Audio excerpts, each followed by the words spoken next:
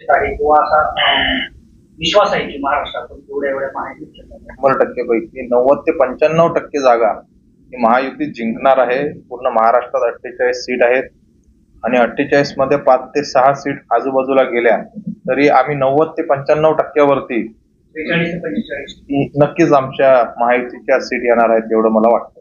विरोधकांकडे कोणताही प्रश्न नाही, त्यामुळे व्हॅनिटी व्हॅन हा निष्क्रिय प्रश्न आहे.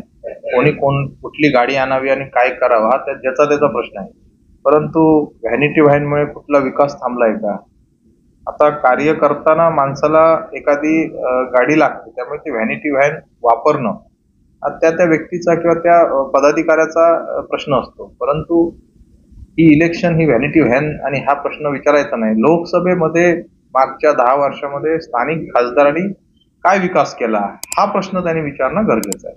बघा, आता मताधिक्य या मतदारसंघाचं नक्कीच चांगलं वाढणार आणि राणेसाहेब आणि केसरकर साहेब एकत्र झाल्यामुळे आज महायुतीची ताकद अजून वाढलेली आहे आणि महायुतीच्या या संपूर्ण ताकदी समोर विरोधकांना हतबल व्हायची पाळी आलेली आहे. त्यामुळे अनेक प्रश्न हे विचारले जातात.